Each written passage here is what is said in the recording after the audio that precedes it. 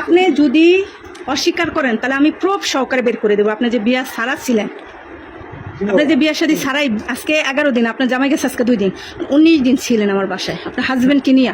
আপনি আমার কথা শোনেন, আমি বলি আপনি ভাই যে কাজটা আমার করছেন, আপনি কিসের ভাই হতে পারেন আমার, এটা বলেন।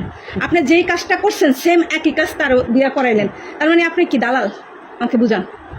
আপনি থাকছেন, আপনি অপরাধ করছেন আমার বাসাটা, এটা পুলিশের বাসা, সম্মান অনুযায়ী আমি মান সম্মানের দিকে তাকাই, কিচ্ছু বলি নাই, কাউকে বিষয়টা জানাই নাই, কোনো গার্জিয়ানকে জানাই নাই। এখন আপনি যে একটা অকারেন্স করছেন, আমি আপনাকে ক্ষমা দৃষ্টিকে দেখছি যে মানুষকে ক্ষমা করে দেয়, কারণ আপনি তো সিনিয়র পার্সন, আপনি তো জুনিয়র না। আপনি যে ভুলটা করছেন সেই একই আপনার রেফারেন্সে আরেকজনকে দিছেন, সেও যদি সত্যটা বলে আমি এই বাড়ির কেউ টের পাইব না। সে যদি আমার লগে মার্কেটিং করে সবাই জানবে, সবাই জানবে। আপনি সত্যিটা বলেন, আমি কিচ্ছু বলবো না আপনাকে। ও আমাদের রাজশাহীতে নিয়ে গেছে, ওর বাড়ি কিন্তু রাজশাহী, বুঝছেন?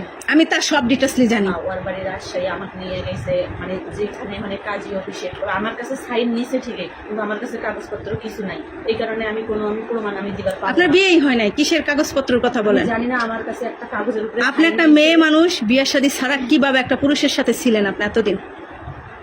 এখন আমি একজন সত্যি, আমি যদি আমার সন্তানের যদি আমি দিব্যি খেয়ে যদি বলি, আপনার কোনো সন্তানের প্রতি মায়া নাই, আপনার আমার এখন মারা উচিত, জানেন? আপনার সন্তানের প্রতি আপনার কোনো মায়া নাই। একটা মা হওয়ার পরে মা কিভাবে সন্তান রেখে আর একটা পরপুরুষের সাথে আসে? বাবারা পারে, বাবারা 2-4টা বিয়ে করতে পারে, এটা জাহেজও আছে আমাদের ইসলামিক ভাবে। আপনার তো আমার ডিভোর্স হয়ে গেছে প্রথম স্বামীর সাথে। আপনি এনার সাথে যা আসছেন, আপনি বিয়ের সাথে বইয়া আসবেন না? আর বিয়ের সাথে বইয়া থাকবেন না? আপনি আপনি আমার সাথে একটা মিথ্যা বললেন না, আপনি বাঁচতে পারবেন না। বললাম না, আপনার আল্লাহ খুদা নাই, আপনি আমার সাথে একটা মিথ্যা বললে আপনি বাঁচতে পারবেন না। আপনি যদি একটা মিথ্যা বলছেন না, খোদার কসম আপনার আমি এই রুমেতে নোংরা করে বানাম। আমি যে কি করবো আপনার কোনো জানাই নেই আর ধারণাও নেই। আমি কিন্তু খুব ভালো মাইন্ডের মানুষ, আবার খুব খারাপ মাইন্ডের মানুষ। যে যেমন আমি ঠিক তার সাথে তেমন। আপনার মান সম্মানের কথা চিন্তা করে আমি আমার রুমের ভিতরে ডাইকা নিছি এবং তারে সহকারে। আমি কিন্তু রাস্তায় বাইর করি না আপনাকে। এটা আমার দেখার বিষয় না, সাইন আমি ওনার থেকেও রাখবো, ওইটা কোনো সাবজেক্ট না।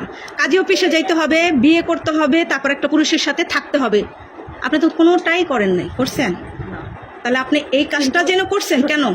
আমার কথা শুনেন, ওই যে আমি ওইটা ভাবছি যে ও তো আমার কাছে কাগজের মধ্যে সাইন নিছে, মানে ও বলছে যে আমার এখানে পরিচিত এক লোক আছে, তো আমি ভাবছি যে এখানে মনে হয় আপনার অন্য জায়গায় বিয়ে হয়েছে, আপনার সন্তান আছে, কটা আছে? ছেলে না একটা ছেলে আছে। কত বছর বয়স?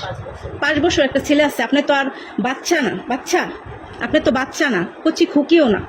আপনি একটা সংসার করে সংসারটাকে 5 বছরই আপনি সংসার করেন না, সংসার তো 6-7 বছর করছেন।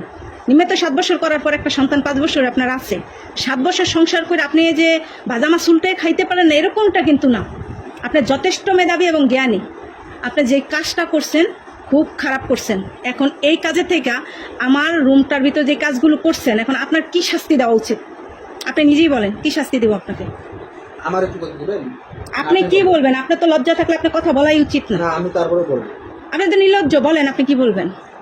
এর যেদিন আসছে বলছি, আমি সামনে জিজ্ঞেস বলার পরে আমরা বলবো যে ভাই এই 2 দিন গেলে আপনার মেনু যে সাইডে আমার সাথে যে লোকটা আসলে প্রথম মোটা করে দুদিন আসলাম না প্রথম দিন, আপনি ছিলেন না, পায়ের নিয়ে আমরা কাজী অফিসে যান।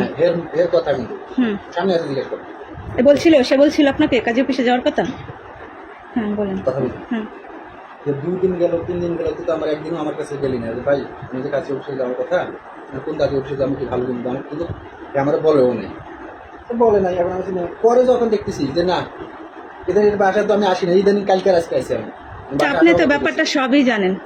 সবে যাই না তো আমি, আপনিও তো আমাকে বললেন না, আপনি তো আমাকে বলেন না। আর কথা আমি সমাধান করার জন্য তো জিনিসটা কইছি, 1000বার কইছি যে এইভাবে কিন্তু একটা মেন হচ্ছে তার ইজ্জত, সেটা যদি নিলাম হয়ে যায় সে মেয়ে বাচ্চা এর তো মানিজ্যতের কোনো ভয় নেই।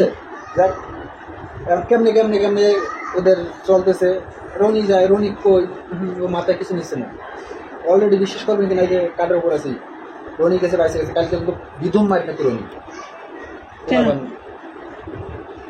পোলাপানের জন্য। হ্যাঁ পোলাপানের মার দিতে বিধুম দুর্গম করে। এদের চলাফেরা খারাপ, আমার বাসাটা খুব নোংরা বানায় লাইছে। এখন ভাই এটা যে পুলিশের বাসা এত নোংরা করছে, এরা মানিজ্যত মানে আমাদের আর রাখে নাই। ওদিকে যাহা ভাইয়ের কাছে গেছে, এখন শিমু আবার কি করছে, রুম করার কথা কি বলছে?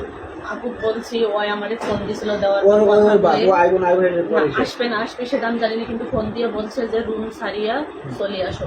তা আমি এবার বলছি যে আমি কালকে 2800 টাকা শিমু এবারে দিছি।